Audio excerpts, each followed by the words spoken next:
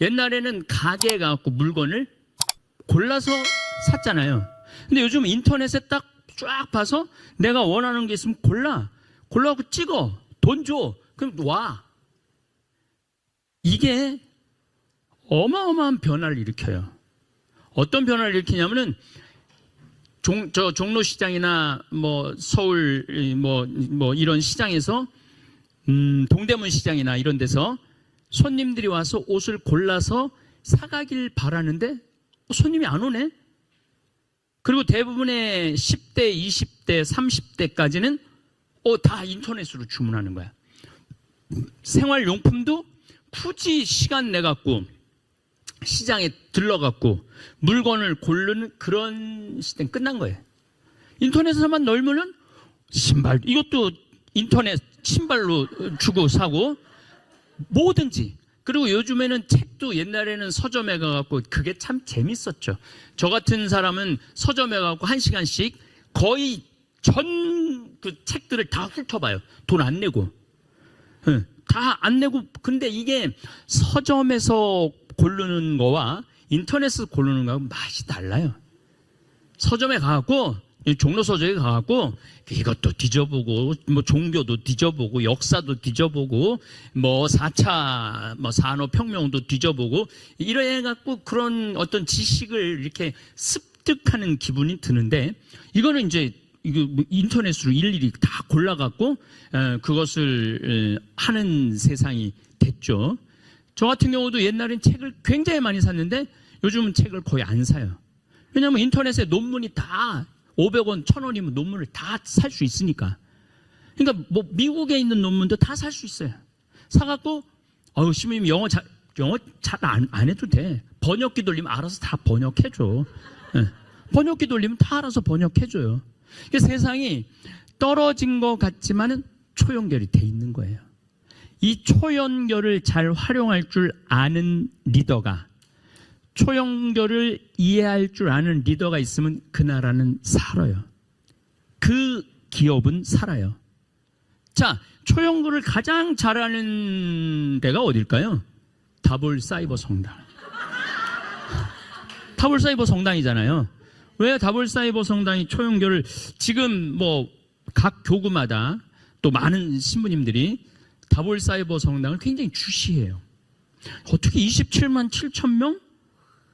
그리고 우리가 지난번에 그 1700명이 실시간 때 들어왔어요. 1700명이면 어느 정도 숫자냐면 명동 대성당에 꽉 들어차면 1700명이야. 근데 그 1700명이 앉아갖고 저 김미숙, 아까 우리 성당도 안 다닌다고 그러는데 내가 대례사 줬는데, 김미숙 같은 경우 자기 얘기를 하잖아. 근데 여러분들 1700명이 모여 있을 때 여러분들이 내 속사정 얘기하고 내가 느낀 감정 얘기하고 그럴 수 있어요, 없어요? 지금이 딱 그거예요. 여러분들 지금 일어나갖고 느닷없이 나 대장암 수술했는데 청국장 가루 먹고 낫다라고 1시간 동안 이야기할 기회가 올까요, 안 올까요? 안 오지요. 내가 대장암에 걸렸는지 어떻게 알아? 그리고 그 많은 1700명 중에 한 명을 지적해갖고 말을 시키면 말을 못해요. 떨려서. 지금도 나와서 얘기하라고 그러면은, 요즘은 좀 시대가 달라져갖고 많이 좀 그럴 수 있겠지만, 옛날에는 뭐 말 한마디 하려고 그러면 막 죽는 것 같이 앞에 나오는 게 그렇게 무서웠잖아요. 근데 지금은 아주 무서운 게 유튜브에서 학력을 따지나요? 제가 여러분 어느 대학 나왔습니까? 어느 고등학교 나왔습니까? 물어본 적 있어요? 한 번도 없죠. 일단 학력의 스트레스를 안 받으면 자유로운 거야. 우리 생태마을이 블라인드 채용을 해요. 블라인드 채용이라는 게 뭐냐면 얘가 어느 대학에 나왔는지, 고등학교를 나왔는지, 좋은 대학을 나왔는지 그걸 전혀 구분하지 않아요. 전혀 구분하지 않기 때문에 직원들이 지금 60명인데 제가 어느 대학을 나왔는지 몰라. 내가 어느 대학을 나왔는지 내가 몰라. 내가 사장인데 몰라요. 나는 심지어 우리 국장님도 어느 대학을 나왔는지 몰라요. 내 최고의 신복인데 어느 대학을 나왔는지 몰라. 알고 싶지 않아. 왜냐면 아는 순간 사람을 거기 대학에 맞추거든. 저 서울대학 나왔어. 우와, 서울대학 나왔어. 저 천안에 문선명이 하는 선명대학 나왔어? 여러분 어때요? 바로 사람이 비교돼 안 비교돼? 바로 비교되죠. 그래서 제가 블라인드 채용을 하는 이유 중에 하나가 비교를 하기 시작하고 비교를 당하기 시작하면 스트레스를 받는 거, 사람은. 우리 생태마을 직원들은 서로 안 싸워요. 스트레스 받는 일이 거의 없어. 그 이시돌 목장의 마이클 시무님이 직원이 120명이래. 서로 싸워갖고 머리가 아프다는 거야. 그래서 신부님은 거기 몇 명이냐, 우리 65명이라고. 근데 우리 평균 나이가 31라고 그랬더니 안 싸우냐고, 직원들끼리. 우리는 한 번도 직원들끼리 싸워갖고, 물론 감정이 조금 안 좋아갖고, 인간 세상 감정이 안 좋아갖고 나가는 경우는 있죠. 근데 대놓고 서로 뭐 서울 수도권 대학에 나온 애들, 저 지방에 나온 애들 이렇게 몰려다니거나 그런 일은 없어요. 그리고 제가 아이들을 평가할 때도 대학을 모르기 때문에 얘가 일을 하는 자세로 평가를 하지, 얘가 서울대학 나왔기 때문에 돈을 더 주고, 얘가 조그만, 그래서 극단적인 예로 고등학교 졸업하자마자 배낭을 메고 온 아가씨가 하나 있었어요. 과장 진급을 했어요. 6년, 7년 만에. 근데 그 아가씨 연봉이 얼마냐면 6천이에요. 6년 만에. 고등학교 졸업한 지 6년 만에 연봉 6천만 원, 6천만 원. 대단하죠? 네. 그러니까 나는 대학을 나왔다고 훌륭하다고 생각 안 하거든요. 고등학교밖에 안 나왔다고 안 훌륭하다고 생각 안 하거든요. 사람은 무슨 좋은 대학을 나왔다고 그 사람이 훌륭하고 나쁜 대학을 나왔다고, 이거 자체가 불행이야. 근데 우리 다블사이버 성당 안에서는 일단은 어느 대학 나왔는지 확인할 길도 없고 확인도 안 해.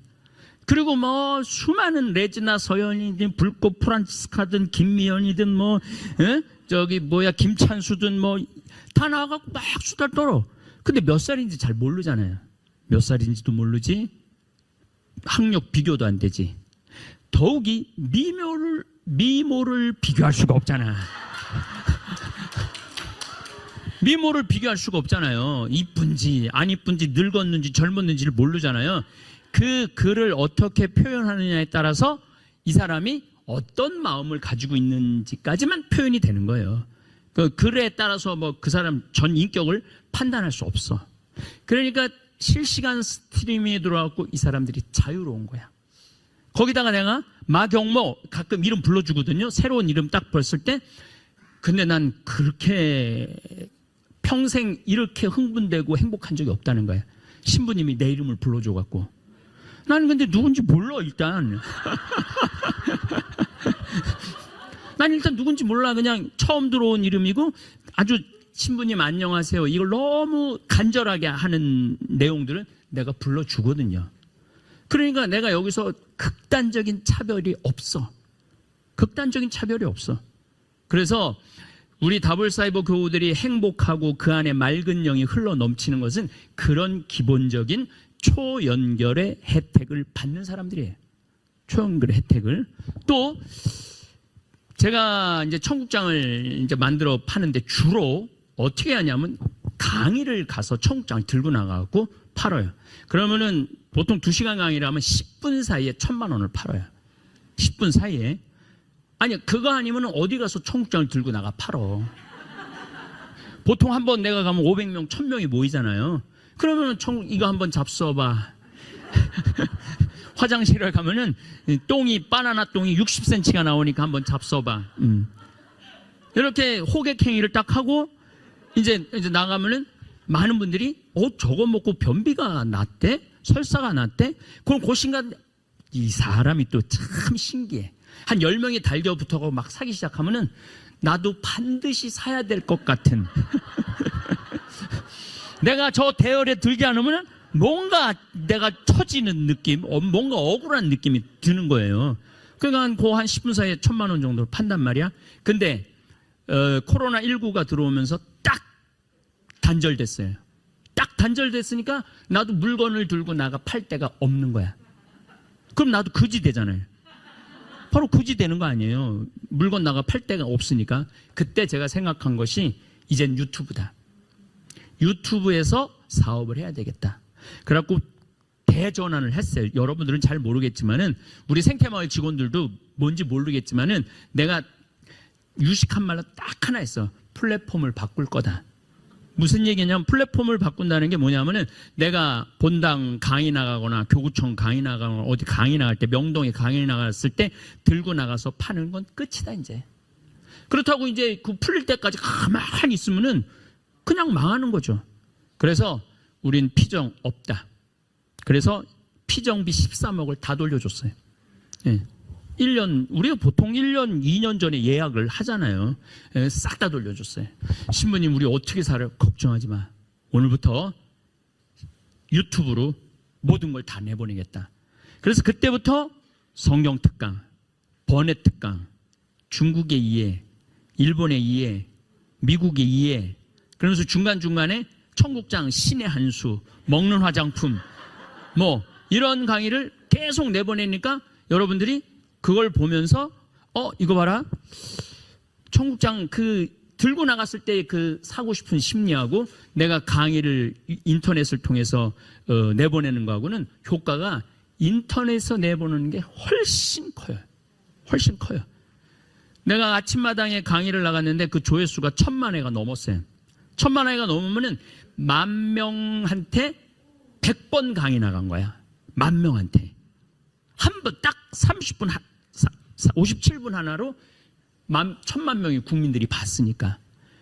거기에 나라는 이 황창현이라는 이 브랜드의 가치가 엄청나게 올라가겠죠. 근데 저 황창현 신부님이 우리 농산물 콩으로 청국장을 만드는데 몸에 좋다는데? 그러니까 우리가 그 청국장 들고 나가서 팔을 때 하루에 300개에서 500개 정도 팔았어요. 500개면 한 1,500만 원어치. 뭐 1,500만 원어치 장사하면 좀 괜찮죠. 근데 제가 먹는 화장품 신의 한 수를 딱 내보내니까 1,000개로 올랐어. 청국장 주문이. 그래 하루에 3,000만 원씩 되는 거예요. 그러니까 그 코로나19가 터지고 그해 10월 26일 날 매출액이 100억이 넘은 거야. 남들은 다 망해갖고 다 가게 문 닫고 직원들 내보내고 남편하고 뭐 아들하고 하든지 남편하고 딸하고 하든지 뭐 이런 세상인데 우리는 이 유튜브를 이게 왜 그러냐면 그동안 제가 유튜브를 통해서 초연결을 많이 해놨거든요. 나를 알고 있는 사람들도 너무나 많고 내가 유명하다고 내가 그 유튜브라는 그 다볼사이버 성당이라는 거를 열지 않았다면 이렇게 친숙할까요? 친숙하지 않아요. 그래서 이제 돈을 벌으려고 그러면은 뭐를 해야 되느냐면 사람이 모여야 돼. 사람이 모이면 무조건 돈이 돼. 근데 비대면이잖아요. 비대면이니까 모일 수가 없잖아요. 어디다 모아? 유튜브 안에 모으는 거예요. 그래서 다볼 사이버 성당이라는 거를 오픈을 한 거예요. 그래서 처음에는 4만 명이더니 10만 명. 10만 명이면은 스잔 워치퍼키 이름이 우리 유튜브 CEO 이름이에요. 그 양반이 실버 버튼을 보내줘요. 이제 은 버튼으로 10만 구독자 10만 달성 축하한다고. 10만 명 구독자가 하기가 쉽지 않거든요. 근데 저는 지금 27만 8천이에요. 구독자가. 제가 오전에 문경시장님을 만나고 왔지만 문경시장님이 그러시는 거예요. 우리 문경시는 7만인데 문경시 전체가 7만이래요. 7만인데 신부님은 한 25만 대 만났을 때 25만 명? 우리 문경시 3배만한 범위를 갖고 있네요. 그럼 신부님은 못하는 일이 없을 거라는 거죠. 못하는 일이. 쉽게 말하면 제가 진부에 발효 축산 농법이라고 그걸로 배추를 심는 집들이 있어요. 농약 하나도 안 치고. 왜냐하면 왜 배추에 농약을 치느냐면은 제초제 농약을 쳐갖고 배추의 병충들이 죽는 게 아니고 땅이 죽어요. 땅이 딱딱하게 돼. 왜 땅이 죽느냐면 지렁이가 농약 때문에 다 죽거든. 땅강아지가 농약 때문에 다 죽거든. 근데 여러분들 지렁이가 있는 밭들을 보면은 이렇게 무술무술 하죠. 걔네들이 돌아다니면서 숨을 쉬고 분변토를 내놓는 거야. 그게 최고의 땅이에요. 최고로 좋은 땅. 땅강아지가 막 기어다니면서 구멍을 내고 다니잖아. 그러면 땅이 숨을 쉬어. 근데 농약을 뿌리면 땅이 딱딱해져요. 딱딱해져. 숨도 못 쉬고. 거기다가 배추 모종을 넣으면은 얘가 영양분이 하나도 없잖아. 영양분이 하나도 없으니까 현찮게 자란단 말이야. 그러니까 뭘 주냐면 비료를 줘요.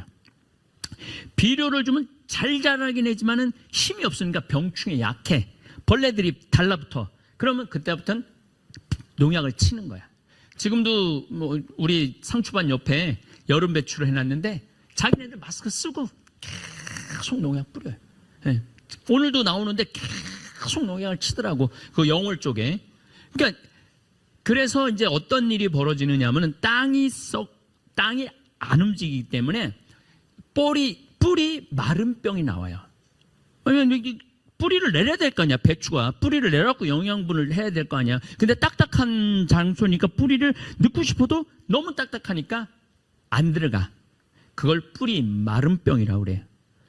그리고 하도 농약을 주니까 이게 땅하고 하면서 뿌리 혹병이라는 게 있어. 그러면 배추를 여러분 방송에 보면은 배추 안 캐고 그냥 그대로 있는 게 있잖아요.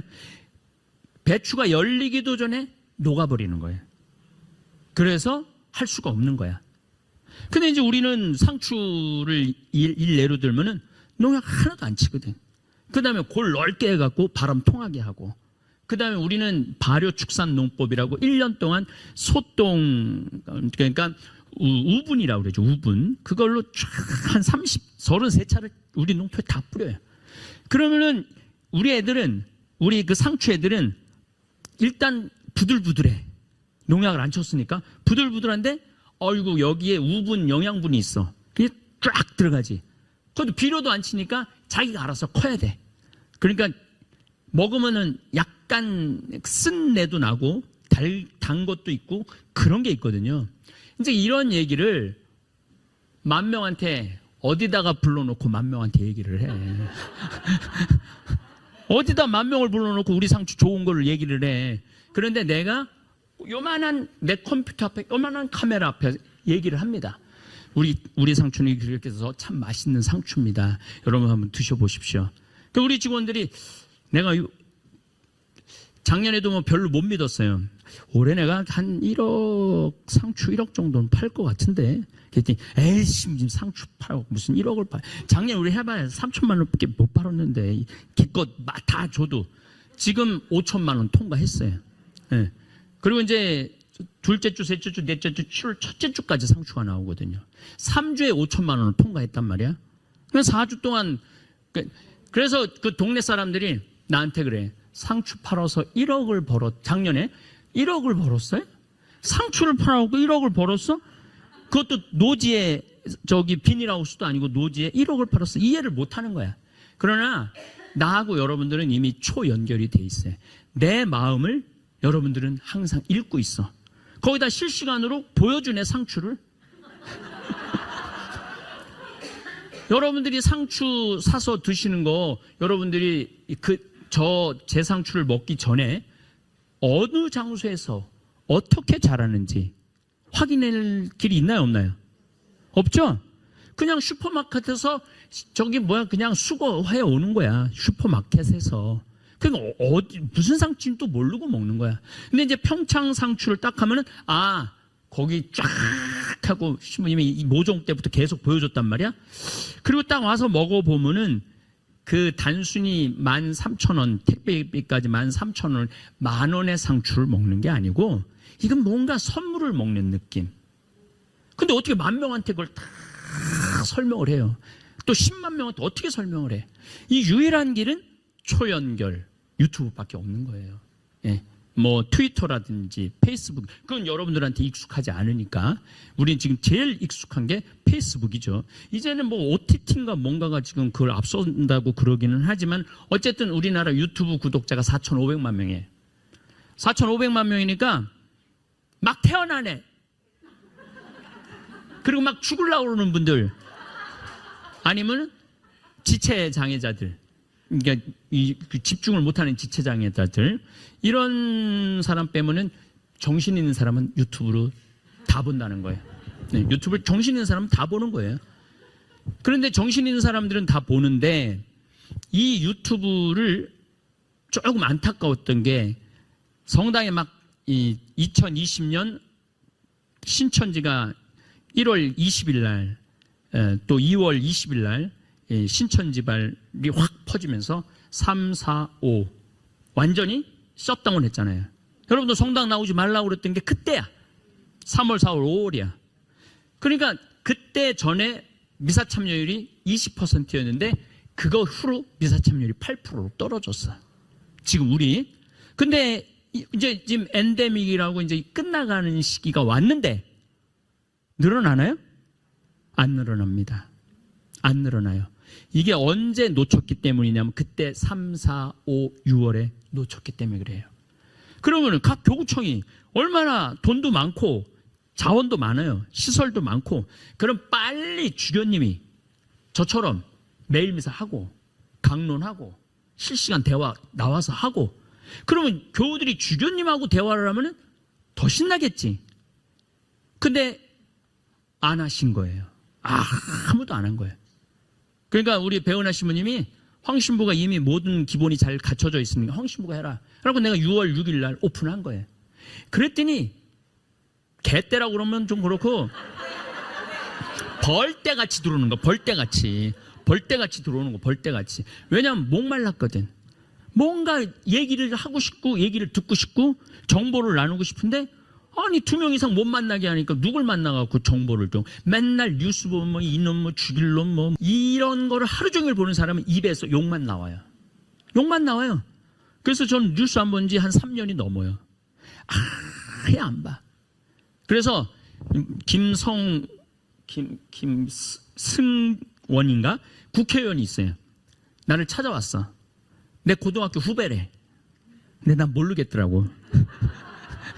처음 본 얼굴이야. 처음 본 얼굴. 그래서 이제 내가 다닌 고등학교 현역 국회의원이 3분 있어. 3분. 근데 셋 다 나한테 인사 왔는데 한 번도 본 적이 없는 사람들이야 다. 그러니까 나는 장관이 누군지 좀 부끄럽지만은 대법관이 누군지 검찰청장이 누군지 요즘 바뀌는 사람도 한 명도 몰라. 한 명도 모르니까 어저께 봉암사, 여기 봉암사, 쉽게 말하면 서울 가톨릭대학교예요. 그 신부 만들어내는데, 여긴 스님 만들어내는데, 봉암사 주지 스님을 이제 만나게 됐어요. 그래서 어제도 문경에 왔다 갔어요. 아주 주지 스님이 아주 호탕하시고, 정말 좋으시더라고요. 그래서 이 얘기, 저에게 이렇게, 제가 이렇게 나누다 보니까, 거기는 인터넷이 안 터지네. 전화도 안 돼. 그래갖고 스님들이 산에 가갖고 실족을 해갖고 바위에 떨어지면은 어디 추적이 안 돼갖고 죽는데. 그렇게 많이 죽는데. 근데 이제 후배 이제 도반이라고 같이 돌을 닦는 반려 이런 도반들이 있는데 이제 후배가 그러더래요.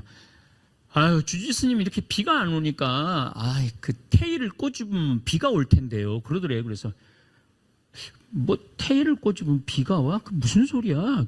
그러니까 이 진범이라는 주지스님은 김태희도 모르고 비도 모르는 거야.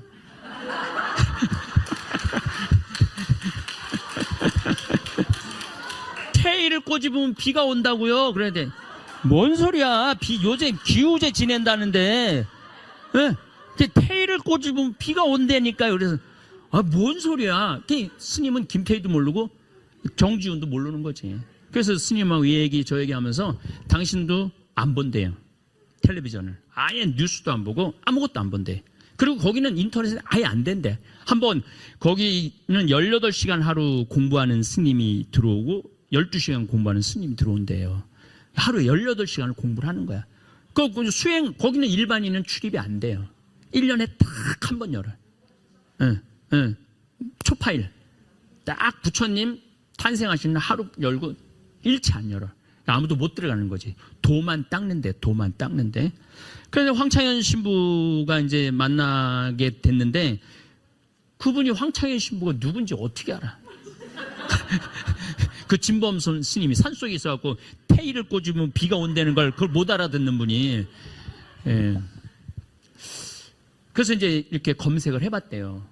근데 이렇게 유명한 분이 우리 절을 찾아와 주실 줄은 몰랐다고. 그래갖고 주지스님이 아예 입구까지 마중을 나오셨더라고요. 이제 그 얘기를 하려고 그러는 것이 아니고, 단순하게 살으려면은 세상적인 소식을 너무 많이 하는 것도 결코 좋은 게 아니다. 그래서 텔레비전 보고 이놈 욕하고 전현 욕하고 이놈 욕하고 저놈, 그리고 좋은 얘기가 텔레비가 하루에 얼마 정도 방송될까요? 한 10분의 1 정도 좋은 얘기 나올까요? 10분의 1? 맨 사기친 얘기, 뭐 루나, 테라, 뭐 그냥 뭐 10만 원에서 5원 된 얘기, 뭐 이런, 미치지. 그런 거 보면은. 또 텔레비전 누가 뭐 돈을 뭐 몇백 배를 땄다, 뭐 그런 거 보면은 다. 그래서 이제 유튜브 공간에 대한 의미를 다시 한번 말씀을 드리면은, 내가 건강한 채널을 보느냐, 건강하지 않은 채널을 보느냐에 따라서 내 인생도 달라지는 거예요. 특별히 우리 이제 젊은 친구와 지금 중학교 2학년 친구가 있지만은 온갖 채널을 다 들어갈 수가 있어. 정말 우리가 상상도 할 수 없는 채널을 쟤네들은 다 들어갈 수 있어. 우리는 들어가고 싶어도 들어가는 방법을 몰라. 그 야한 걸 좀 보고 싶은데 어떻게 들어가야 되는지 모르는 거야. 예. 그러니까 여러분들이 사실 속편한 거예요. 그리고 지금 20대 애들이 상상도 못하는 죄를 저지르는 이유는 건강하지 못한 채널을 거기에 빠져 있기 때문에 거기에 허우적거리는 거예요. 근데 저는 아예 텔레비전도 안 보죠. 유튜브 그런 채널은 아예 들어갈 줄도 모르죠. 오로지 공부하는 거, 책 읽는 거, 이것만 나는 하는 거예요. 그래서 여러분들하고 뭐 미국에 대한 이해 같은 경우, 미국에 사는 분들이 그런 글을 많이 썼더라고요. 내가 미국에서 30년 살았는데 미국이 이런 나라인지 몰랐다고. 그래서 새로 깨닫는 거죠.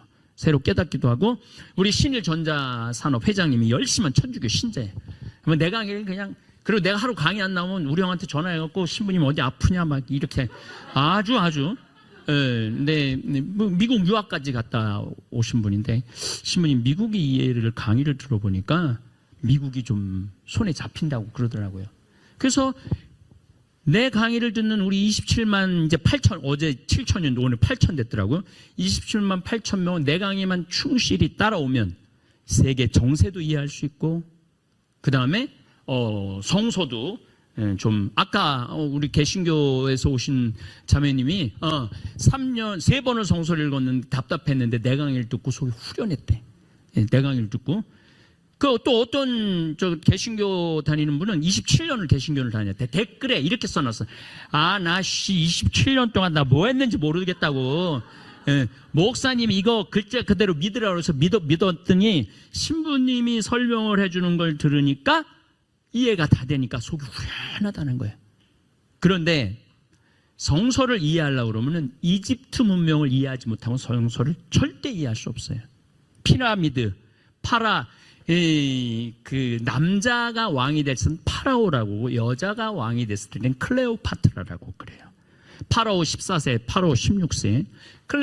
클레오파트라는 6세에서 끝나요. 안토니우스라는 사람하고 사랑을 하고 그러다가 결국은 전쟁에 죽죠. 그럼 클레오파트라가 이 독뱀에 물려서 죽는 게 마지막, 이제 이집트가 그때 끝나는 거예요. 이집트 자체, 왕조 자체가 이제 아예 뭐 그전에도 점점 없어지지만은, 그러면 메소포타미아 문명을 설명해 줄 사람, 그리스 문명을 설명해 줄 사람, 수메르 문명을 설명을 해줘야만이 성서를 비로소 읽을 자격이 생기는 거야.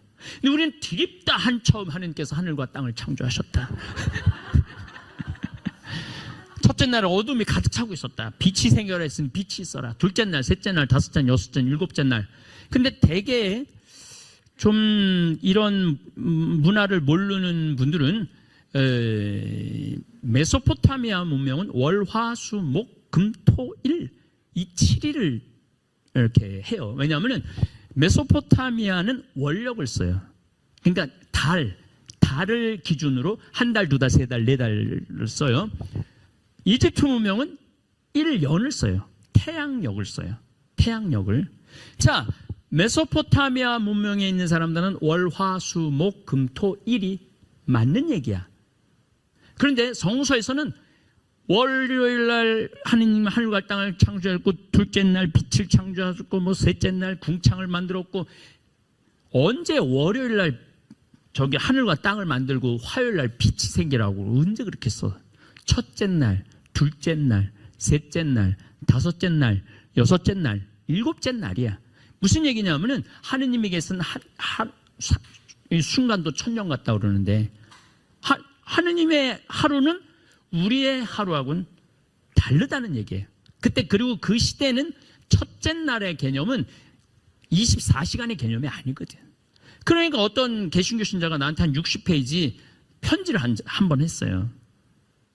인류 역사는 6,400년이라고. 빛이 생기고부터 지금까지가 인류 역사가 6,400년이라고. 그래갖고 아담부터 연수를 쫙 예수님까지 다 해갖고 나한테 편지를 보냈어. 6,400년이라고. 네. 그 6,400년 여러분들도 만약에 목사님이 인류 역사는 6,400년이야. 아담부터. 그럼 여러분 이제 믿을 것 같아, 안 믿을 것 같아요? 믿어요? 목사님이 그렇게 그런데 그게 믿어요. 왜냐하면 태어나서부터 목사님만 계속 봤어. 한 번 다니면 교회 바꾸지도 않잖아요. 계속 그 목사님만 봤어. 근데 그 목사님은 그 얘기만 계속 하는 목사님이야. 그럼 이 사람이 이미 이 인식이 바뀌기가 어려워요. 생떼를 쏘고 생어거지를 써서 지구 나이는 6,500년이라고 얘기를 한다는 얘기죠.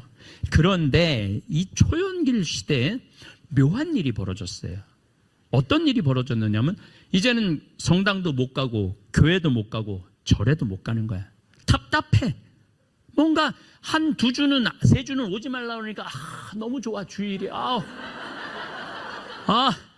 땡큐 코로나. 헌금도 안 내도 되고, 응? 얼마나 좋아. 헌금도 안 내도 되고, 또 꼴배기 싫은 교우 있는데 그거 안 봐도 되고, 응? 더 심하게는 마음에 안 드는 분당시면 얼굴 안 봐도 되고.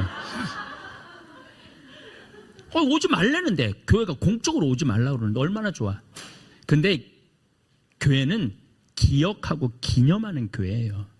기억을 안 하면은요, 예수님이 한 행동 하나하나를 계속 기억해두면은 이게 기도가 되고 삶이 돼.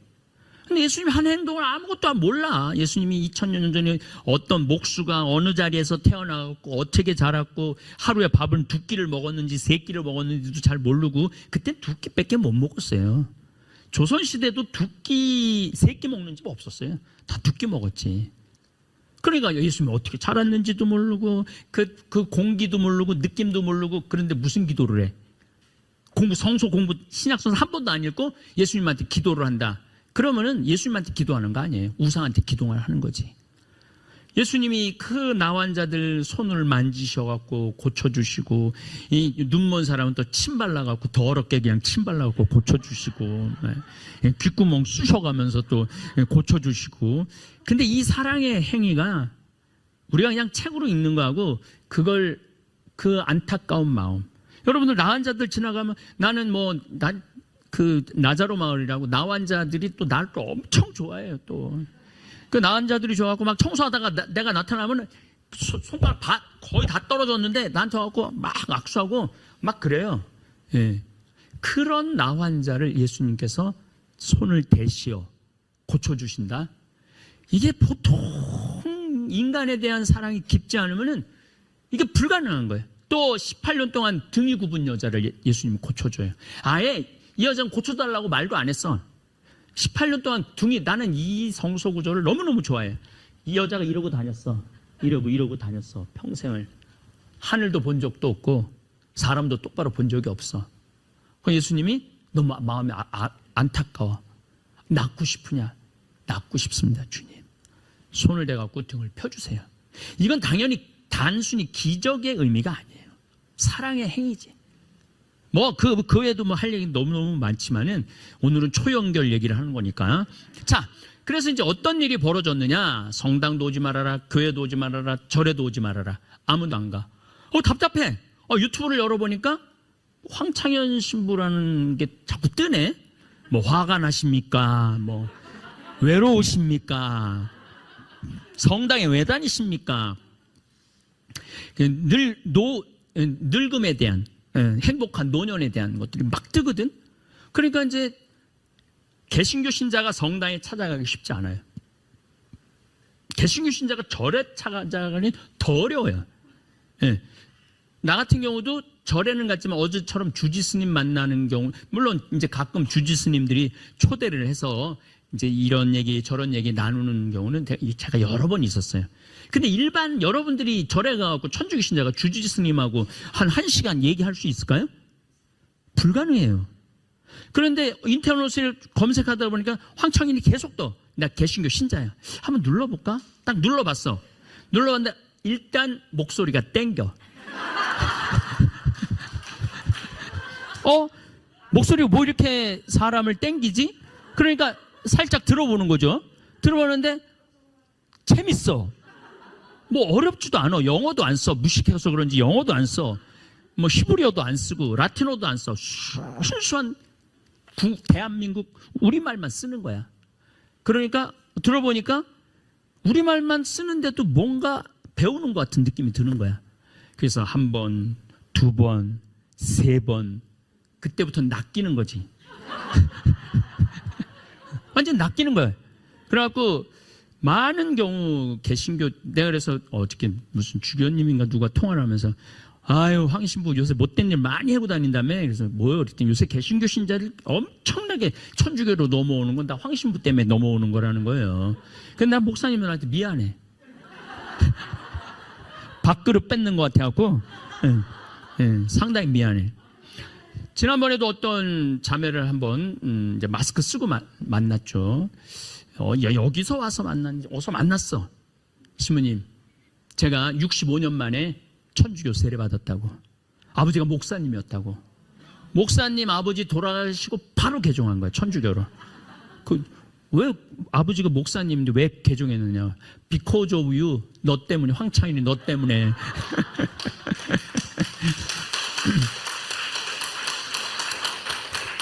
그런 반면 또 제가 이 초연결이 좋은 이유 중에 하나는 그동안 천주교를 오해했던 개신교 신자들이 너무너무 많았어요.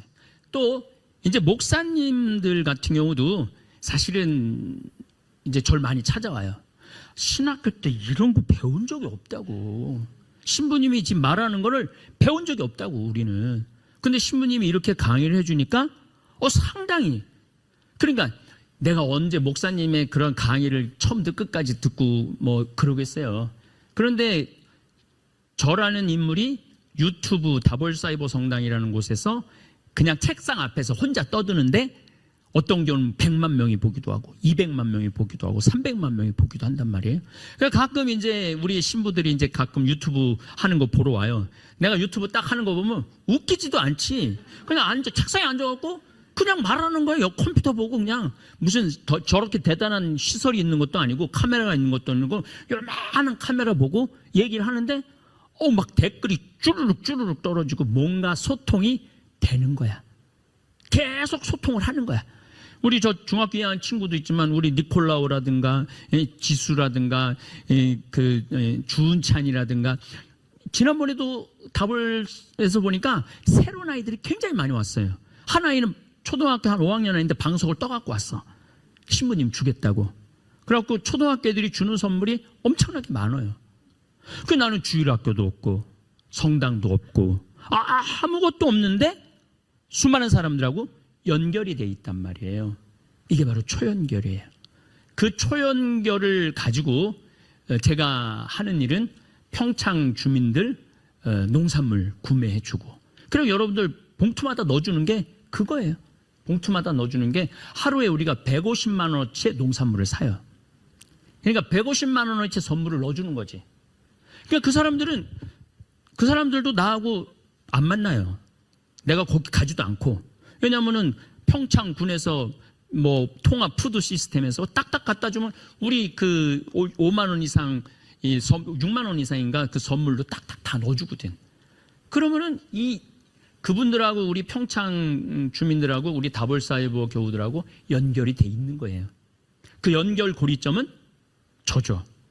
제가 가운데 있기 때문에 서로 신뢰를 하고, 신뢰하고 자시거나 마나 6만 원 하면 무조건 양파를 넣어두든지 어수리를 넣어두든지 곤두레를 넣어두든지 뭐가 사과가 들어오든지 뭐가 들어와도 들어오니까. 그래서 이게 좋은 영향력을 미치는 거죠. 좋은 영향력을. 사실 여러분들이 없었다면 저도 없는 거예요. 여러분들의 지지가 없다면은 내가, 그러니까 이제 다른 이제 신부님들이 시도를 해요. 이제 초연결 시대가 됐으니까 이제 인터넷 유튜브로 이제 뛰어들어가 열심히 해. 오늘 없어졌어. 없어진 거 보니까 조회수가 62명, 50명, 잘된 건 한 500명, 200명, 300명 이러니까 하다가 지치는 거야. 아니 누가 좀 지지를 해줘야지 좀 으쌰으쌰 하고 좀 앞으로 나갈 거 아니에요. 근데 뭐 기껏해야 한 1000명 이러니까 에이 이래도 먹고 살고 저래도 먹고 사는데 내가 이걸 뭐 그게 준비하는 게 시간이 오래 걸리거든요. 그러니까 무너지는 거야. 근데 저는 저를 지지해주는 여러분 같은 분이 너무너무 많은 거야. 그러니까 이게 내일 금요 이제 레이기 강의를 했는데 아직 못해서 너무너무 이번 주에 바빠갖고 지금 올라가자마자 그거 또 저 강의 녹화해갖고 올려야 돼. 그러니까 제가 좀 게을러지고 싶어도 여러분들이 너무 열심히 해갖고 게을러질 수가 없는 거야. 뭐 어디 아프냐, 뭔 일 있냐, 뭐 그냥 온 국민이 아프게 하지도 못하게 하는 거지. 그래서 내가 요새 습관을 많이 바꿨어요. 그전에는 51kg면 되지 뭐 살쪄서 뭐해. 근데 지금 55kg, 4kg 찌웠어요. 그래야지 좀 얼굴 보고 아이고 그래도 토실토실하니 그냥 볼만하네. 그냥 뼈밖에 없으면 그냥 아이고 신부님 아프면 안 된다고 그냥 계속 그러니까 그 소리 듣기 싫으니까 오늘 디립다 먹었고 배가 이렇게 나왔어. 디립다 먹는 거지. 그것 역시 저하고 여러분들하고 초연결이 돼 있는 거예요. 여러분들의 그런 간절한 바람이 없다면, 여러분들의 그 간절한 사랑이 없다면 내가 내 몸을 함부로 막 쓸 거야. 함부로 쓸 수가 없어. 이게 내 몸이 아니야. 연결이 돼 있는 거야. 그게 바로 초연결이에요. 또 여러분들은 저하고 연결이 돼 있으면서 또 다른 어떤 소속감을 많이 느껴요. 나는 황창현 신부님하고 본당 신자다. 그리고 지난번에 베론 성지에서 미사를 봉헌했을 때 많은 분들이 마스크를 써갖고 울었는지 안 울었는지 보이지도 않았는데 또 너무 성당이 커갖고 그렇게 많은 눈물을 흘렸다고 그러더라고요. 그러니까 그런 연결점이 그냥 단순히 지나가는 사람이 아니고 이 정신적인 공간, 내 삶의 일부분이 제가 들어가 있는 거죠. 여러분들도 내 삶의 일부 안으로 들어와 있고, 그래서 못할 일이 없다는 거야. 앞으로 우리가 하느님 나라 영광을 위해서 일을 하는데, 저는 제가 이제 제주도에 이제 땅을 이제 한 2,000평 이제 구매를 벌써 이제 10억 보냈어요. 10억을 보냈는데 내가 어떤 꿈을 갖고 있느냐면 이 교우들이 여기 문경만 와도 행복한데 제주도 앞바다를 보고 한라산을 보면은 행복에 겨워서 뒤로 쓰러지겠지. 뒤로 분명히 쓰러질 거라고. 그런데 신부님이 뭘 요구하는 게 아니야. 그저 그냥 책 5권만 사주면은 내가 그 책 팔아갖고 뭘 해볼 테니까 한번 해보자. 그리고 이용료를 아까도 잠깐 몇 분한테 얘기했는데 제가 왜 돈을 안 받느냐 하면은 돈을 받으면 가난한 사람 못 와요. 가난한 사람 못 와요. 그리고 보통 제주도 같은 경우는 일주일 머무르려면 한 30에서 한 40만 원 정도 드는데 그 돈이 부담스러운 60대 70대들 많아요. 그러면 비행기표만 끊어와라. 잠은 내가 거기서 재워줄 테니까. 그리고 텃밭에 가갖고 좀 먹을 거 몇 개 끊어갖고 조리장 만들어 줄 테니까 텃밭에서 그냥 해갖고 먹고 저 올레길 걷고 그렇게 하면 된다. 제가 그렇게 얘기를 하는 거예요. 그럼 여러분들은 나도 모르게 제주도에 내 별장이 있어. 별장이 있어. 그래갖고 이제 다른 애들하고 친구들하고 얘기할 때 지질이 복도 없는 나는 갈 데도 없고 그냥 뭐 찾아오는 사람도 없고 그럴 때 딱 할 말이 있잖아요, 여러분. 나 별장 하나 있어. 네가 무슨 별장이 있어? 네 주제. 나 있어, 실내리에. 그거 내 별장이야. 그리고 앞으로 30년을 산다 그러면은 그 돈하고 비교가 될까요? 돈으로 살 수 없는 가치가 있는 거예요. 돈으로 살 수 없는 가치가 있는 거예요. 그래서 이제 초연결이라는 의미를 저는 너무너무 잘 아는 사람 중에 하나예요. 왜냐하면 여러분들이 지금까지 어려운데 내라고 도와준 돈이 거의 20억이 넘어요. 지난 2년 동안. 본당에서 어디 도와준다고 그럴 때 여러분들 주머니에서 돈 나올 때 이거 또 해줘야 돼. 우리가 봉이야. 머릿속으로 막 돌아가. 얼마를 낼까? 5,000원을 낼까? 10,000원을 낼까? 15,000원을 낼까? 머리가 막 돌아가. 그런데 다볼성당에서 이번에 방글라데시 사람들이 굶어 죽는 데는 좀 도와줍시다. 그럼 자기가 막 내. 근데 어느 날 갑자기 신부가 그만 내라고, 이제 돈 됐다고. 그만 내라고. 그러면은 계속 달라는 거랑 그만 내라는 거하고는 여러분도 어떨까요? 뭐 그만 내? 지금 도와달라고 그러기도 현찬을 판국인데 2천만 원 초과했다고. 그만 내라고. 그러니까 무슨 프로그램을 제가 10일 이상 진행을 안 해요. 가능한. 그 스트레스거든. 계속 이거 내가 내야 되는 건가 말해야 되나. 나 다볼교인데 저거 무슨 프로그램을 하는데 계속 저 한 달째 있으면 이제 나도 모르는 또 다른 고리에 갇혀 있는 거예요. 그래서 그걸 알기 때문에 예수님이 그랬잖아요. 거저 받았으니 거저 주라고. 전 그 말을 철저하게 믿는 사람이에요. 그래서 어제 그 봉암사 갔다 와서 여기 지금 정진 수행하고 있는 스님이 몇 분 있냐고 그러길래 80분 있다고 그러더라고. 그래서 청국장 1kg짜리 100개, 그 다음에 스틱 100개.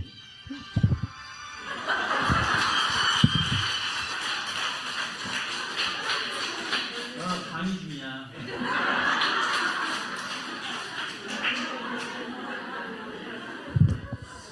제가 전화기를 항상 꺼놓거든요.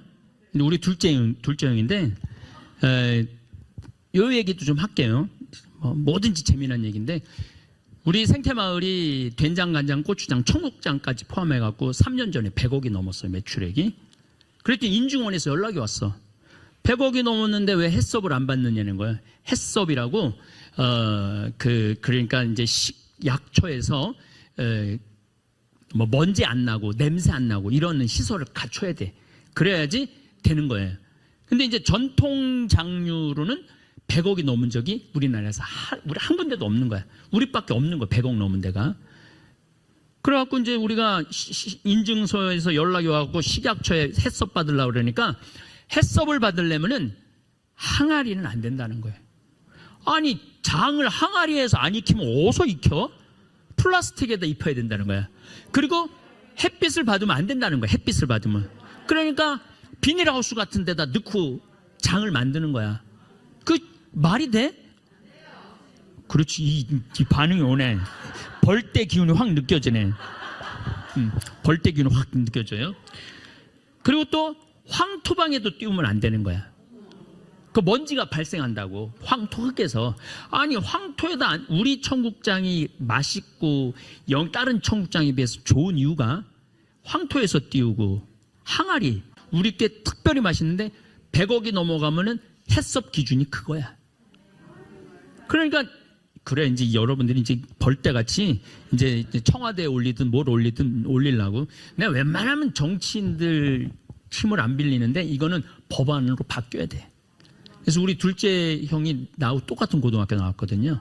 그래서 지난번에 국회의원 하나가 그 자매 때문에 온 거지. 그 국회의원도 자매가 하도 황시문이 보고 싶다 그래갖고 또 우리 형하고 이게 연결이 되니까 그래서 아까 전화했어. 그 국회의원 좀 만나게 좀 하자. 법안 좀 바꾸게. 예. 그래서 지금 명령을 내렸더니 지금 보고를 하느냐고 전화가 온 거예요. 예. 그래서 이번에 왜냐면은 지금 많은 전통장을 하는 사람들이 바로 그 햇섭에 걸려갖고 전통장을 잃어버리고 있는 거예요. 예. 그래서 그 법안을 바꿔야 돼. 그러니까 내가 살짝 요즘 이렇게 꼭지가 돌으려고 그래 막. 난 정치도 모르고 텔레비전도 안 보고 그러는데 그래갖고 그 법안을 바꿔놓으면 전통장 하는 사람들이 그렇게 황당한 플라스틱에다가 된장을 띄우는 게 말이 돼? 말이 안 되죠? 그래. 내가 이제 또 그 다볼사이버에 그 내용을 올릴 거야. 말 안 되는 이런 법안. 그럼 여러분들이 또 벌떼처럼 쌩 난리를 쳐야 돼. 그래갖고 많은 교수님들, 전통장 하는 사람들이 거기 다 막히는 거야. 법안을 바꿔야 돼. 그래서 이제 김승원인가 무슨 국회의원 삼선 의원이라고 그러는데 또 후배고 그래서 이제 만나서 이 얘기를 좀 하려고 그래요. 매일 바빠. 그래서 바빠. 뭐 그래도 바쁜지 바빠. 늘 바빠. 자, 초연결에 대한 이야기 계속 이어서 하도록 하겠습니다. 자, 초연결이 이제 비대면 시대는 초연결이 최고예요. 왜냐하면 지금은 모든 식용 채소든지 약용이든지 다 인터넷에 올려요. 다 인터넷에 올리고 대부분 인터넷에서 골라서 먹어요. 그러니까 인터넷을 사용할 줄 모르면은, 또 여러분들은 혹시 사업을 안 하신다면 인터넷 사용할 줄 몰라도 상관없지.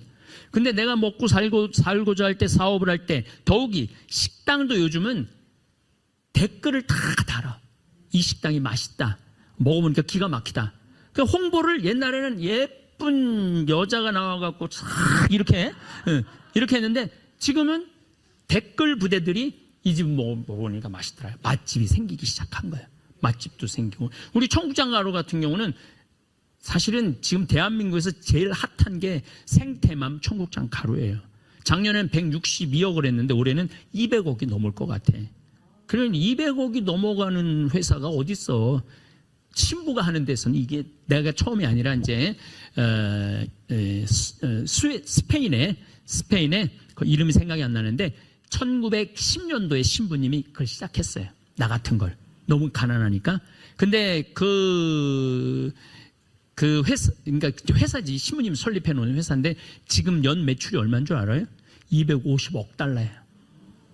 그걸 그대로 유지해 갖고 250억 달러야. 거기 대학도 있고 은행도 있고 반도체 회사도 있어. 다 있는 거야. 그 대신 가톨릭 정신으로 그렇게 가는 거야. 나도 그래서 이제 지금 이번에 좀 이것저것 좀 조절을 하면서 사회적 기업으로 옮겨가면서 좀 시스템을 좀 오랫동안 건강한 먹을거리 국민들이 먹을 수 있고 다볼교우들이, 그러니까 나 같은 이렇게 건강한 채널, 건강한 공간이 있어야지 생산하는 생산자도 행복하고 소비하는 소비자도 마음 놓고 살고. 이게 바로 초연결이에요. 초연결에 내가 한가운데 있고 여러분들은 그 연결고리에 강한 고리를 갖고 있는 거예요.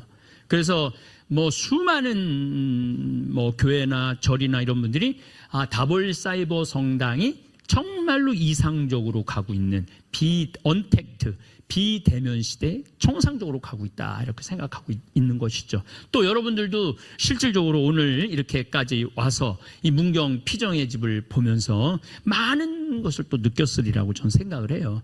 이렇게 좋은 데다가 한 달, 두 달 쉬게 하는 그런 프로그램을 제가 준비 중에 있는데, 그것도 저는 돈을 걱정하지 않아요. 왜 걱정하지 않느냐면, 우리가 청국장 이제 이것저것 하면은 1년에 300억 정도 팔면은 수익금이 상당히 나오거든요. 그러니까 기술 공정을 줄이면은 값을 안 올려도 충분히 그 가격에 수익을 낼 수가 있어요. 그러니까 뭐 얘네들이 이 생청국장을 포장을 손으로 일일이 했다가 기계로 딱딱 하면은 벌써 한 10분의 1의 공정이, 10분의 9 공정이 날아가 버리는 거야. 그럼 그만큼 가격을 유지를 할 수 있는 거죠. 3만 원을. 그 다음에 옛날에는 들고 옮겼는데 지금은 리프트, 레카 뭐 이런 걸로 쫙 그냥 옮겨지고. 그리고 옛날에 콩을 씻었어, 손으로. 우리가 하루에 보통 한 30가마 정도 하는데 30가마를 손으로 씻으면 이 손에 관절염 다 걸려요.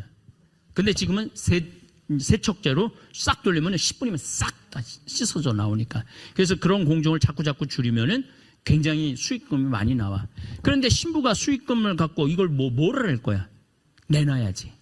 세상에 교회에 내놔야지. 그러니까 제가 여러분들한테 무료로 한다는 게 빈말이 아니에요. 빈말이 아니고 정말 가능한 일이고, 정말 이 시대에 한 번쯤 으라차차 우리 한번 Let's try 그러잖아요. 한번 해보자. 한번 해보자. 그런 것이 가능한 게, 여러분들이 또 생태맘 청국장을 드시고 건강을 회복하시는 분들이 굉장히 많으니까, 또 백신도 맞고 덜 아프고. 그러니까 저는 항상 그 많은 이렇게 방송 출연할 때, 신부님은 그러면은 수수료도 안 받고 장마당 할 때 뛰지도 않고, 그리고 막 공짜로 해주고, 그 신부님 무슨 이득을 얻느냐고. 나는 행복을 파는 사람이다. 나는 굿뉴스, 복음을 파는 사람이다. 많은 사람들이 행복하고 많은 사람들이 복음을 기쁘게 받아들이면 그걸로 난 족하다. 그러니까 행복한 거죠. 그래서 여러분들도 제가 늘 드리는 말씀이지만 여러분들의 행복을 남한테 넘기지 마세요. 남이라는 건 누구냐면 남편. 또 남이라고 하면 자식. 자식이 나한테 잘해주면 행복하고 자식이 나한테 못해주면 불행하다. 그럼 못된 여자예요. 왜 자식한테 나 행복까지 책임지라고 그래? 남편이 잘해줘. 그럼 나 행복해. 남편이 맨날 바깥으로 돌아. 나는 지질이 복도 없는 년이야. 남편이 바깥으로 돌으면 나도 돌면 되잖아. 나도 돌면 되잖아. 그러니까 이 피정이나 다니고 그냥 밥을 먹거나 말거나 그러면 되지. 그래서 행복의 주인공은 나야. 그래서 저는 뭐 교우들이 잘해줘야지 행복하다. 교우들이 나한테 내 말을 잘 들어야지 행복. 절대 전 그런 생각 안 해요. 그냥 내가 행복하게 사는 거야. 어저께 쥐라기 월드를 보러 갔는데 영화가 더럽게 재미없더라고요. 그래서 내 다음 주에 이제 범죄도시 2를 한번 보려고 그래. 그건 재밌어요? 그래서 다음 주 금요일 날 또 가는 거지. 그래서 영화도 내가 보러 가고 싶은데 영화도 보러 가고 뭐 맛있는 거 사 먹고 싶으면 내 돈으로 가서 사 먹고 여행을 이제 제가 6월 23일부터 이제 미국을 이제 샌 버나디노 제4 생태마을 개원식을 해야 돼요. 그래서 제가 개원식을 해요. 그런데 내가 내가 거기 회사를 차려놨으니까 내 세크레터리한테 야, 옐로스톤을 내가 가고 싶다. 내가 전 미국을 다 다녔어요. 어저께 그 쥐라기 월드에서 나오는 텍사스라든가 뭐 네바다주라든가 뉴욕이라든지 내가 안 가본 데가 한 군데 유타나 다 가봤어. 그래서 난 영화를 보면 다 내가 가본 데야. 다 가본 데야. 그러니까 내가 저기서 그때 어디 갔었지. 근데 내가 못 가본 데가 옐로스톤을 못 가봤어요. 그래서 옐로스톤 일주일 가보자. 그래갖고 옐로스톤 일주일 갔다가 와서 개원식하고 그리고 이제 거기 이제 신부님들도 좀 만나고 그 다음에 이제 우리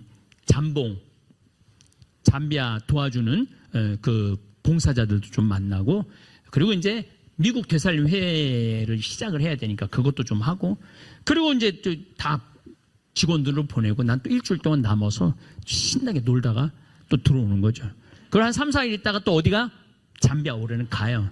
이제 잠비아 가서 내년에 이분들이 갈 수 있을지 없을지 환경을 좀 확인하고 내년이나 후년 정도에는 한 번에 100명, 200명 한 2달, 한 달 가서 있다가 오면 여러분 미치지.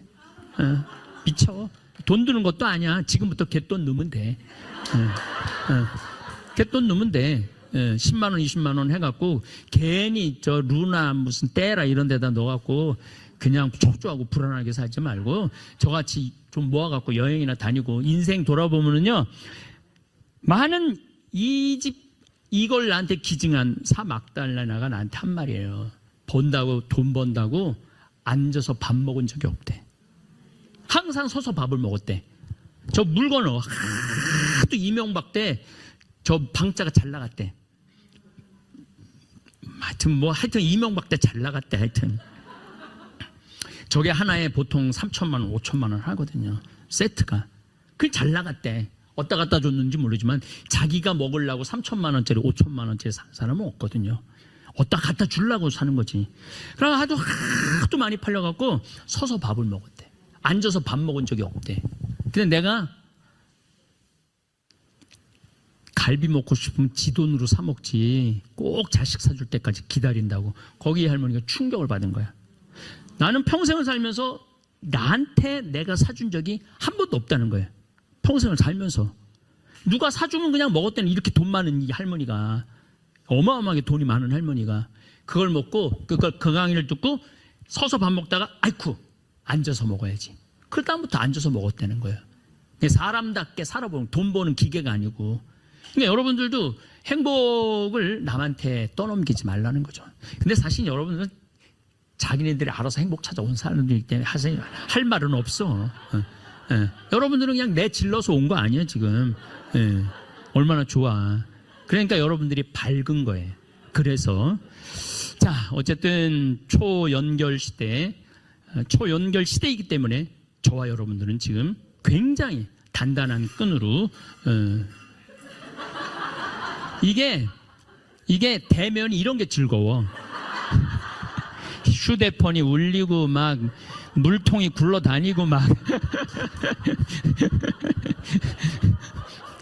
그래서 즐거운 거야. 그래서 달래 즐거운 게 아니고 그래요. 이제 미사 아마 있을 거예요. 미사 우리 신부님이 또 조 신부님이 하고 이제 그만하라고 저렇게 울리는 거예요. 그만하라고 시간 됐다고. 이제 오늘 저녁에 또 실시간 할 거예요. 그러니까 집에 도착하시면 실시간 거의 시작할 경우 될 거예요. 오늘 낮에 만났다고 글 올리면 또 그것도 초연결이야. 이 무서운 거예요, 초연결이. 근데 여러분들은 저하고 연결되어 있는 게 천만다행이다. 왜냐하면 루나 때라고 연결되어 있으면 여러분들은 그냥 완전히 날거지 되는 거예요. 근데 저는 여러분들의 돈을 강탈하진 않습니다. 그저 코로나19 그 3년간의 일기 그리고 청국장이라는 책을 5권만 사주시면 감사하겠습니다. 감사합니다. 우리는 종종 자신의 가장 중요한 감정인 행복을 다른 사람에게서 찾으려고 합니다. 가족이나 연인처럼 가까운 사람이 나를 행복하게 만들어줄 수 있을 거라 기대하며 그들의 말 한마디나 행동에 내 기분이 좌우되곤 합니다. 누군가 따뜻한 말을 건네면 하루 종일 기분이 좋고 반대로 차가운 반응을 보이면 온종일 마음이 무겁습니다. 이렇게 행복의 주도권을 남에게 넘겨주었을 때 생기는 문제들을 살펴보고 어떻게 하면 행복의 주인이 나 자신이 될 수 있는지 이야기해보려 합니다. 내 기분이 다른 사람의 감정이나 상황에 따라 결정된다면 내 마음은 하루에도 몇 번씩 천국과 지옥을 오갈 것입니다. 아침에 일어나 가족과 나눈 대화가 기분 좋았다면 상쾌한 하루가 시작되지만 무심한 반응 하나에 금방 기분이 가라앉기도 합니다. 친구와의 약속이 취소되면 서운함에 하루가 망가진 것처럼 느껴지고 누군가 나를 인정해주는 말을 하면 그제야 내 존재가 의미 있다고 느껴집니다. 이런 식으로 살아가다 보면 내 감정의 온도계는 늘 다른 사람의 손에 쥐어져 있게 됩니다. 남에게 의지하는 행복은 언제 깨질지 모르는 살얼음판을 걷는 것과 같습니다. 그 사람이 바빠서 연락을 못하거나 자신의 일로 힘들어하면 나는 금방 불안해집니다. 혹시 내가 뭘 잘못했나 싶어 자꾸 눈치를 보게 되고 상대방의 기분을 맞추려고 애쓰게 됩니다. 내가 원하는 것보다 상대방이 원하는 것을 먼저 생각하게 되고 내 진심보다는 상대방이 좋아할 만한 말과 행동을 선택하게 됩니다. 이런 삶이 계속되면 진짜 내가 원하는 것이 무엇인지 잊어버리게 되고 삶이 공허하게 느껴질 수 있습니다. 더 큰 문제는 이렇게 다른 사람에게 행복을 의존하다 보면 내 삶의 중심이 점점 흐려진다는 것입니다. 마치 안개 속을 걷는 것처럼 길을 잃은 듯한 기분이 듭니다. 누군가가 나를 필요로 할 때는 존재 이유를 느끼지만 그렇지 않을 때는 무기력해집니다. 내가 누군가에게 중요한 사람이어야만 가치 있다고 느끼고 누군가의 인정을 받아야만 오늘을 살아갈 힘이 생깁니다. 이런 상태가 반복되면 나라는 사람은 점점 희미해지고 다른 사람의 그림자 속에서만 존재하게 됩니다. 또한 타인에게 행복을 맡겨버리면 그 사람에게 너무 큰 짐을 지우게 됩니다. 아무리 나를 사랑하는 사람이라도 매 순간 나를 행복하게 만들어줄 수는 없습니다. 그들도 자신의 삶이 있고 때로는 힘들고 지칠 때가 있습니다. 내가 그들에게 행복의 책임을 전부 넘기면 그들은 부담을 느끼고 관계는 오히려 멀어질 수 있습니다. 서로를 향한 따뜻한 마음이 점점 의무처럼 느껴지고 자연스럽던 관계가 어색해집니다. 이러한 불안함에서 벗어나려면 밖으로 향해 있던 시선을 내 안으로 돌리는 연습이 필요합니다. 행복은 다른 사람이 가져다주는 선물이 아니라 내 마음속에서 스스로 찾아내고 가꾸는 작은 텃밭과 같습니다. 누군가가 씨앗을 뿌려줄 수는 있지만 결국 그것을 키우고 가꾸는 것은 나 자신입니다. 물을 주고 햇빛을 쬐게 하고 정성껏 돌보는 것은 오롯이 나의 몫입니다. 내 마음의 소리에 귀 기울이는 것부터 시작해 볼 수 있습니다. 오늘 내가 정말 먹고 싶은 것은 무엇인지, 내가 보고 싶은 풍경은 어떤 것인지, 나를 편안하게 만드는 것은 무엇인지 천천히 생각해 봅니다. 처음에는 이런 질문들이 낯설게 느껴질 수 있습니다. 너무 오랫동안 다른 사람의 기준에 맞춰 살아왔기 때문에 정작 내가 무엇을 원하는지 잘 모를 수도 있습니다. 하지만 괜찮습니다. 천천히 시작하면 됩니다. 작은 것부터 실천해 보는 것이 좋습니다. 아침에 일어나서 오늘 하루 나를 기분 좋게 만들 수 있는 한 가지를 정해봅니다. 좋아하는 음악을 듣거나 맛있는 음식을 먹거나 산책을 하거나 따뜻한 물에 손을 담그는 것처럼 아주 사소한 것도 좋습니다. 중요한 것은 다른 사람의 눈치를 보지 않고 순전히 나를 위해 무언가를 한다는 것입니다. 누군가를 위해서가 아니라 나 자신을 위해 시간을 쓴다는 것 자체가 내 행복을 스스로 책임지는 첫걸음입니다. 이런 작은 행동들이 모여 진짜 나의 행복이 됩니다. 매일 조금씩 나를 위한 선택을 하다 보면 어느새 내 삶의 색깔이 선명해집니다. 다른 사람의 기준이 아닌 나만의 기준으로 하루를 채워가는 것입니다. 누군가가 나를 칭찬하지 않아도 오늘 내가 나를 위해 한 일들이 나를 만족스럽게 만듭니다. 다른 사람이 내 선택을 이해하지 못해도 내가 나를 이해한다면 그것으로 충분합니다. 물론 이것이 다른 사람과의 관계를 소홀히 하라는 뜻은 아닙니다. 우리는 여전히 사람들과 함께 살아가고 그들과의 관계 속에서 기쁨을 느낍니다. 다만 그 관계가 나를 지탱하는 전부가 되어서는 안 된다는 것입니다. 먼저 내가 나 자신에게 단단한 기둥이 되어 주어야 합니다. 그래야 다른 사람과의 관계도 건강해집니다. 내가 스스로 행복할 수 있을 때 다른 사람에게도 진심으로 따뜻함을 나눠줄 수 있습니다. 자기 자신과의 관계를 돌보는 것은 이기적인 일이 아닙니다. 오히려 가장 책임감 있는 선택입니다. 내 감정을 다른 사람에게 의존하는 것은 그 사람에게도 나에게도 부담입니다. 하지만 내가 나 자신의 행복을 책임질 수 있을 때 우리는 더 가벼운 마음으로 서로를 대할 수 있습니다. 상대방이 나를 행복하게 만들어줘야 한다는 기대를 내려놓으면 그 사람의 작은 친절이 더 크게 느껴지고 진심으로 고마워할 수 있습니다. 나를 위한 시간을 갖는 것은 사치가 아니라 필수입니다. 혼자만의 시간 속에서 나는 나 자신과 대화하고 내 마음의 상태를 점검합니다. 오늘 내가 어떤 감정을 느꼈는지, 무엇이 나를 기쁘게 했고 무엇이 나를 힘들게 했는지 돌아봅니다. 이런 시간들이 쌓이면 나는 점점 나 자신을 더 잘 이해하게 되고 무엇이 나를 진정으로 행복하게 만드는지 알게 됩니다. 때로는 나 자신에게 너그러워지는 것도 필요합니다. 완벽하게 살려고 애쓰지 않아도 됩니다. 오늘 하루 아무것도 하지 못했다고 해서 자책할 필요가 없습니다. 그저 오늘 하루를 살아낸 것만으로도 충분합니다. 내가 나 자신에게 가혹하면 다른 사람에게도 똑같이 엄격해집니다. 하지만 내가 나를 따뜻하게 대하면 다른 사람에게도 자연스럽게 따뜻해질 수 있습니다. 결국 진정한 행복은 다른 사람이 정해준 역할만 하는 조연에서 벗어나 내 인생 이야기의 주인공이 되는 것입니다. 누군가의 기대에 맞춰 사는 것이 아니라 나 자신의 마음에 솔직하게 사는 것입니다. 다른 사람의 박수를 받기 위해서가 아니라 내 마음이 박수를 보낼 수 있는 삶을 사는 것입니다. 이런 삶을 살 때 우리는 비로소 자유로워집니다. 누가 나를 행복하게 해주지?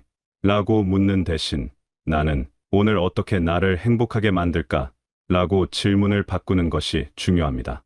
이 질문의 차이는 작아 보이지만 실제로는 엄청난 변화를 가져옵니다. 첫 번째 질문은 나를 수동적인 존재로 만들지만 두 번째 질문은 나를 능동적인 존재로 만들어줍니다. 첫 번째 질문은 내 행복을 다른 사람의 손에 맡기지만 두 번째 질문은 내 행복을 내 손에 쥐어줍니다. 이런 생각의 변화가 나를 내 삶의 진정한 주인으로 만들어줄 것입니다. 주인이 된다는 것은 모든 것을 혼자 해결해야 한다는 뜻이 아닙니다. 때로는 도움을 요청하고 때로는 기대기도 하면서 살아갑니다. 다만 그 중심에 내가 있고 내가 나를 지킨다는 것을 잊지 않는 것입니다. 다른 사람의 사랑과 관심은 내 삶을 더 풍요롭게 만들어주는 선물이지만 그것이 내 행복의 전부가 되어서는 안 됩니다. 아침에 눈을 뜨면 오늘도 나는 나를 위해 무언가를 할 수 있습니다. 창문을 열어 신선한 공기를 마시거나 좋아하는 음악을 틀어놓거나 마음이 편안해지는 장소에 가볼 수 있습니다. 누군가에게 전화를 걸고 싶으면 걸고 혼자 있고 싶으면 혼자 있어도 됩니다. 중요한 것은 이 모든 선택이 나로부터 시작된다는 것입니다. 때로는 외로움이 찾아올 수도 있습니다. 혼자 나를 돌본다는 것이 쓸쓸하게 느껴질 수도 있습니다.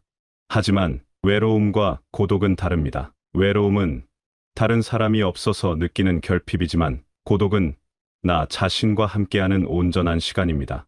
고독 속에서 우리는 진짜 나 자신을 만날 수 있습니다. 다른 사람의 시선이나 평가 없이 오롯이 나로 존재할 수 있는 시간입니다. 스스로를 돌보는 능력은 근육처럼 단련할 수 있습니다. 처음에는 서툴고 어색하지만 계속 연습하다 보면 점점 자연스러워집니다. 나를 위한 선택을 하는 것이 익숙해지고 나 자신과 대화하는 것이 편안해집니다. 그러면 다른 사람의 반응에 일희일비하지 않게 됩니다. 누군가의 차가운 말 한마디에 하루가 무너지지 않고 누군가의 따뜻한 말 한마디에 과도하게 의지하지도 않습니다. 내 행복의 주인이 된다는 것은 결국 나 자신에게 좋은 친구가 되어주는 것입니다. 힘들 때 나를 위로해주고 기쁠 때 함께 기뻐해주고 실수했을 때 나를 용서해주는 친구 말입니다. 우리는 다른 사람에게는 친절하면서 정작 자기 자신에게는 가혹할 때가 많습니다. 하지만 내가 나에게 친절할 수 있을 때 진정한 행복이 시작됩니다. 여러분의 삶은 여러분의 것입니다. 다른 누구의 것도 아닙니다. 다른 사람의 기대나 시선에 맞춰 살 필요가 없습니다. 여러분이 원하는 대로 여러분의 하루를 채워가면 됩니다. 완벽하지 않아도 괜찮습니다. 때로는 넘어지고 헤매기도 하겠지만 그것도 여러분의 삶입니다. 그 모든 순간들이 모여 여러분만의 이야기가 됩니다. 행복은 멀리 있지 않습니다. 거창한 성취나 특별한 사건 속에만 있는 것이 아닙니다. 오늘 나를 위해 따뜻한 차 한 잔을 내리고 창밖의 하늘을 바라보고 내 마음이 원하는 것에 귀 기울이는 그 작은 순간들 속에 행복이 있습니다. 나 자신을 소중히 여기고 나를 위해 시간을 쓰고 나의 선택을 존중하는 것 모두가 행복입니다. 여러분은 이미 충분히 가치 있는 사람입니다. 누군가의 인정이 없어도 누군가의 사랑이 없어도 여러분은 그 자체로 소중합니다. 다른 사람이 여러분을 어떻게 대하든 여러분이 여러분 자신을 어떻게 대하는지가 더 중요합니다. 여러분이 여러분을 사랑하고 돌보고 존중할 때 진정한 행복이 찾아옵니다. 오늘부터 작은 변화를 시작해 보십시오. 하루에 단 몇 분이라도 온전히 나를 위한 시간을 가져보십시오. 나를 위해 무언가를 선택하고 실천해 보십시오. 그것이 무엇이든 상관없습니다. 중요한 것은 그 선택의 중심에 내가 있다는 것입니다. 이렇게 하루하루 쌓이다 보면 어느새 여러분은 여러분 삶의 진정한 주인공이 되어 있을 것입니다. 다른 누구도 아닌 여러분 자신이 만들어가는 행복으로 가득한 하루하루를 살아가고 계실 것입니다. 여러분 모두가 그런 삶을 살아가시길 진심으로 바라며 오늘도 여러분을 응원합니다. 여러분의 행복은 여러분의 손 안에 있습니다. 그것을 잊지 마시고 매일 조금씩 나를 위한 선택을 해나가는 용기 있는 사람이 되시길 바라겠습니다.